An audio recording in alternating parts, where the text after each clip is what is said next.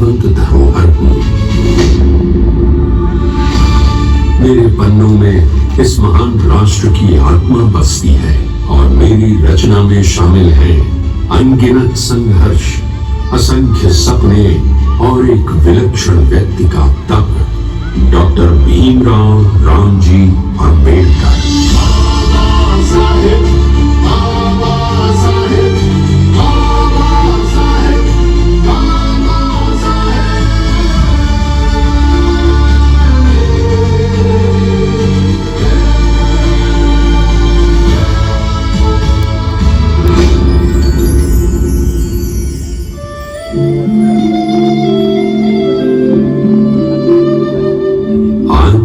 मैं स्वयं अपनी कहानी सुनाने आया हूं, कैसे मैं बना और वो कौन था जिसने मुझे जन्म दिया। मेरी शुरुआत उस छोटे से सैन्य नगर महू से होती है। 14 अप्रैल 1891 एक साधारण घर में जन्मा एक असाधारण बालक भीमराव।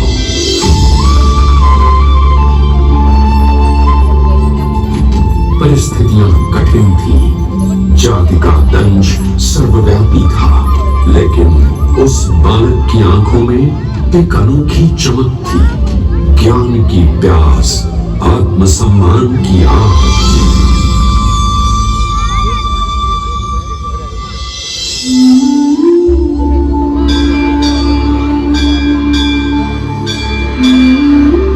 स्कूल का वो दिन मैं कभी नहीं भूलूंगा। भीमराव स्कूल जाते, पर उनकी जगह अलग निर्धारित थी, बेंच पर नहीं, जमीन पर। किसी बर्तन से पानी नहीं, केवल किसी दयालु मनुष्य के हाथ से गिराई गई धार से ही पानी मिल सकता था।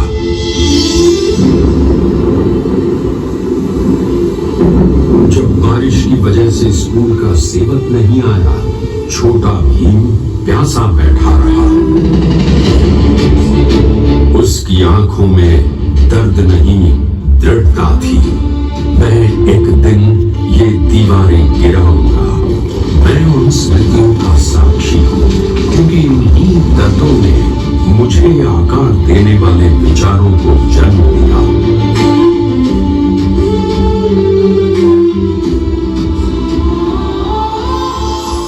उस समय कोई सोच भी नहीं सकता था कि वही बालक आगे चलकर दुनिया के श्रेष्ठ संस्थानों में पढ़ेगा। बड़ौदा राज्य की छात्रवृत्ति ने उसे विदेश भेजा। कोलंबिया यूनिवर्सिटी में, जहां ज्ञान की विशाल नदी बहती थी, भीमराव ने शिक्षा को न केवल साधन बल्कि मुक्तिदाता के रूप में देखा। वो अर्थशास्त्र, राजनीति, समाजशास्त्र, हर विषय में गहराई से उतरे। मुझे याद है वो क्षण जब उन्होंने अपने शोध पत्र लिखे। उनके हर शब्द में भारत की पीड़ा की प्रतिध्वनि थी और भारत के भविष्य की आशा भी। फिर लंदन स्कूल ऑफ इकोनॉमिक्स, जहां उन्होंने दो डॉक्टरेट प्राप्त किए। दुनिया ने देखा ये युवक केवल पढ़ने नहीं आया था, बल्कि इतिहास बनाने चला था।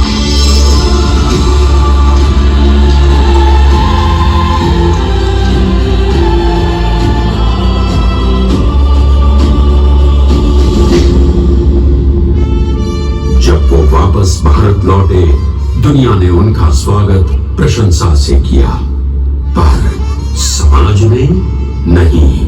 उन्हें फिर वही भेदभाव मिला, वही तिरस्कार, वही सामाजिक बंधन। लेकिन इस बार भीमराव अकेले नहीं थे, उनके पीछे जागरूक जनता खड़ी होने लगी थी। उन्होंने कहा, शिक्षित बनो, संगठित रहो, संघर्ष करो। और देखिए, एक शब्द आंदोलन बन गया।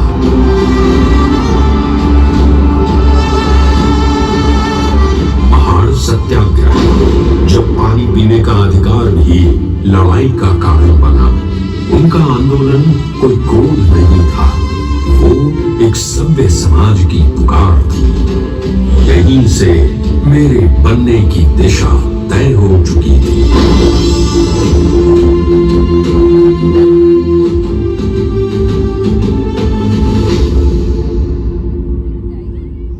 1947 भारत आजाद हुआ।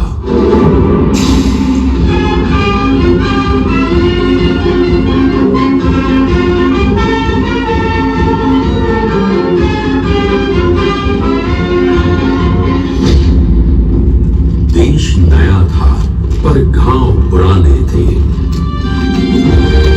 नए भारत के निर्माण के लिए एक महान शिल्पी चाहिए था। और फिर इतिहास ने कहा, डॉक्टर आंबेडकर इस राष्ट्र की नींव आप लिखेंगे। और संविधान सभा ने उन्हें वो उत्तरदायित्व सौंपा, संविधान की आलेखन कमेटी की अध्यक्षता।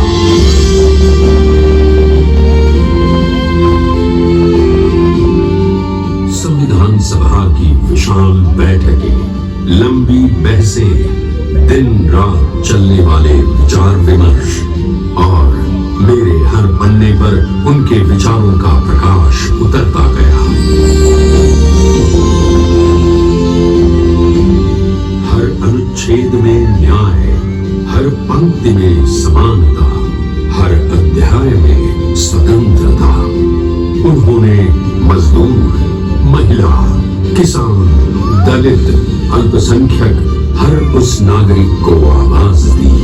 और उसी समानता की भावना को आगे बढ़ाते हुए डॉक्टर भीमराव रामजी आंबेडकर ने हिंदू को बिल प्रस्तुत कर नए भारत के निर्माण में महिला अधिकारों का नया अध्याय प्रस्तुत किया।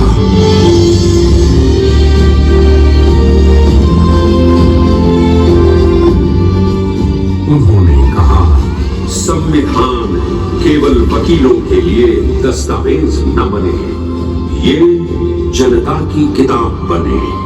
और आज मैं गर्व से कह सकता हूं, मैं वास्तव में जनता की किताब हूं।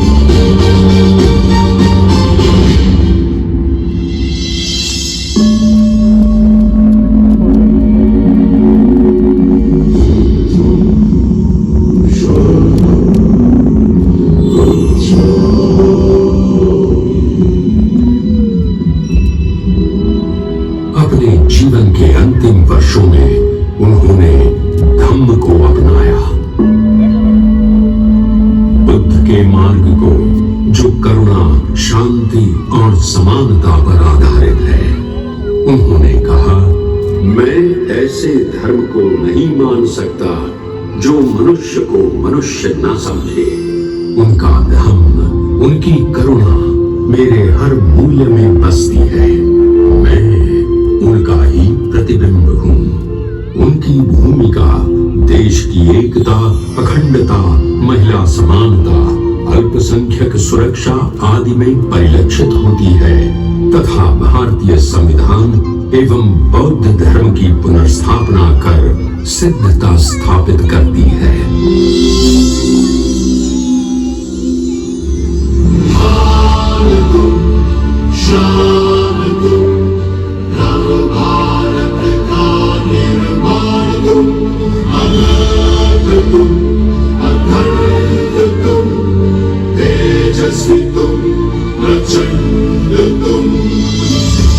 और आज जब मैं अपने पन्ने फड़फड़ाता हूँ तो मुझे लगता है जैसे बाबा साहेब स्वयं बोल रहे हैं,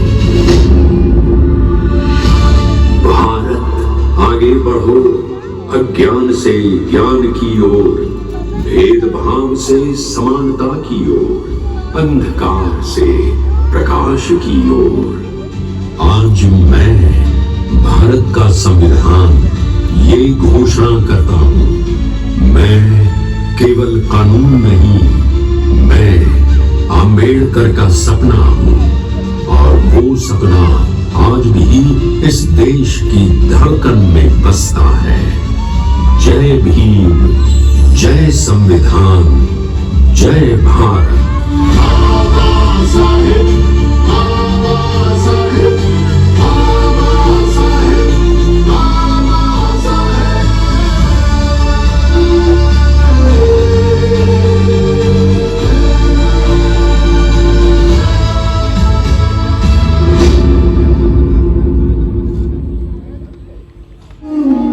संविधान की रचना में हर आंसू का मान है, अन्याय के अंधेरों से बनता नया विधान है।